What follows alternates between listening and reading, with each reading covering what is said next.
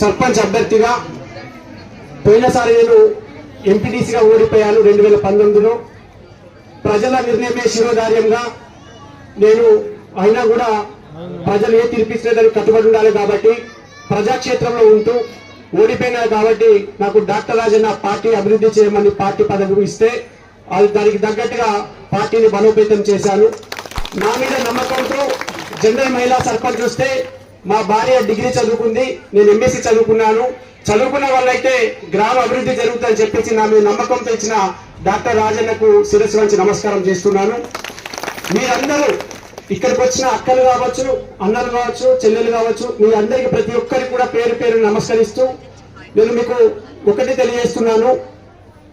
మా భార్య చెప్పినట్టుగా ఈ గ్రామంలో చదువుకున్న యువత ఉంది కాబట్టి చదువుకున్న యువత ఉద్యోగాల కోసం ప్రిపేర్ అవుతారు కాబట్టి నాలాగా చదువుకొని ప్రైవేట్ కాలేజ్ కానీ స్కూల్ కానీ పెట్టుకోకుండా గవర్నమెంట్ ఉద్యోగం సాధించాలనే కోరికతోటి నేను లైబ్రరీ పెడుతూ లైబ్రరీలో పోటీ పరీక్ష ప్రిపేర్ అయ్యే బుక్స్ కూడా పెడతానని నేను హామీ ఇస్తున్నాను మీ అందరికీ కూడా.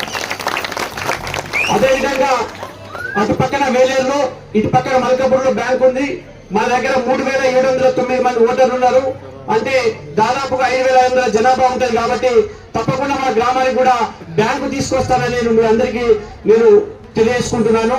అదేవిధంగా అందరూ ఆరోగ్యం మీద శ్రద్ధ వహిస్తున్నారు కాబట్టి పొద్దున వేస్తే అందరూ వాకింగ్ వెళ్తున్నారు కాబట్టి అందరికీ వాళ్ళ ఆరోగ్యము పట్ల జాగ్రత్త ఉంటుంది కాబట్టి వారందరి కోసం కూడా ఓపెన్ జిమ్ పెడతానని మా భార్య మీ అందరికి తెలియజేయడం జరిగింది. తప్పకుండా ఓపెన్ జిమ్ పెడతాము. చాలా మంది అక్కలు కానీ అందరు కానీ కూరగాయలు అమ్ముకుంటున్నారు. బుధవారం వేరే అంగడి ఉంది కాబట్టి వాళ్ళందరితో మాట్లాడి మీరు కనుక మాకు అవకాశం ఇచ్చి సర్పంచ్ గెలిపిస్తే అందరితో మాట్లాడి కూరగాయల మార్కెట్ నుంచే మన బండ మీద పెట్టిస్తానని కూడా మీ అందరికీ తెలియజేసుకుంటున్నాను. మన ఊళ్ళో అందరికీ కూడా కూరగాయలు కొనడానికి మంచి అవకాశం ఉంటుంది. అన్నిటికంటే ముఖ్యంగా ఇక్కడ ఎక్కువ శాతము ఇది రైతులు ఉంటారు కాబట్టి ఇక్కడ 2 పాల కేంద్రాలనే ముల్కనూరు సకృషి డైరీ కాబట్టి గేదెలు ఉన్నాయి కాబట్టి పశువుల డాక్టర్ కు కంపల్సరీ అవసరము. నేను గెలిచిన ఒక 6 నెలల్లో తప్పకుండా పశు వైద్యశాల తీసుకొస్తాను టీచర్గా తెలియజేసుకుంటున్నాను. అదేవిధంగా పిల్లలు స్కూల్కు వెళ్ళడానికి కాలేజీకి వెళ్ళడానికి ఇబ్బంది పడుతున్నారు. ఎస్సీ కాలనీ ప్రచారం చేస్తుంటే పాపం ఎస్సీ కాలనీ వాళ్ళంటే బస్సు వస్తుంది అన్నారు. నేను గెలిచిన వెంటనే సర్పంచ్ గారిని తీసుకొని డిపో మేనేజర్ దగ్గరికి వెళ్లి ఎస్సీ కాలనీ బస్సులు వచ్చేటట్టుగా తప్పకుండా చేస్తానని ఎస్సీ కాలనీ వాసులు అందరూ కూడా తెలియజేసుకుంటున్నాను. బీసీ కాలనీలో మేము తిరిగినప్పుడు సీసీ రోడ్లు డ్రైనేజ్ కొద్ది ఇబ్బంది ఉంది. బీసీ కాలనీలో కూడా సీసీ రోడ్లు డ్రైనేజ్లు నేను తప్పకుండా తీసుకొస్తాను. అదేవిధంగా వడ్రే కాలనీలో కూడా అదే పరిస్థితి. అయితే ఈ రోజు ఒక పెద్ద మనిషి వచ్చారు, మన ఎమ్మెల్యే గారు. ఇదివరకు టీడీపీ ప్రభుత్వంలో 9 సంవత్సరాలు ముఖ్యమంత్రి మంత్రి పదవి చేసిండు. టీఆర్ఎస్ ప్రభుత్వంలో 5 సంవత్సరాలు మంత్రి పదవి చేసిండు.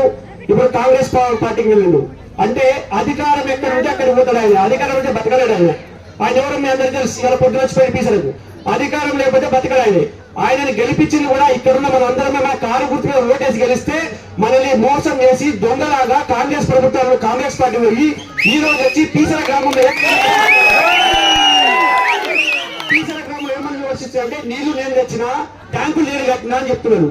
కానీ నీళ్లు తెచ్చింది డాక్టర్ రాజన్న పల్లారేషన్ కలిసి నీళ్లు తీసుకోవడానికి ప్రయత్నం చేశారు. అది పనులుగా జరుగుతున్నాయి. నేను ఒకటే అడుగుతున్నా కడియంశానికి కంచెని ఏమని అడుగుతున్నా పీసర గ్రామ బుద్ధి బిడ్డల కోసం నా పీసర గ్రామ రైతుల కోసం ఏమని అడుగుతున్నా పైప్ లైన్ స్టార్ట్ అయింది, కాంట్రాక్టర్ కు డబ్బులు ఇవ్వలేదు. నీకు చేతనైతే కాంట్రాక్టర్ 90 కోట్లు ఇప్పివు, పైప్ లైన్ పని స్టార్ట్ అవుతుంది. ఆ విషయం కూడా తెలియకపోతే నువ్వు ఎట్లా ఎమ్మెల్యేవు ఎట్లా మంత్రి పదవి చేస్తావు నేను అడుగుతాను మిమ్మల్ని ఇక్కడి. అదేవిధంగా కాంగ్రెస్ ఎమ్మెల్యే సర్పంచ్ అభ్యర్థి గెలిస్తేనే నిధులు వస్తాయి, లేకపోతే రావు అని బెదిరించి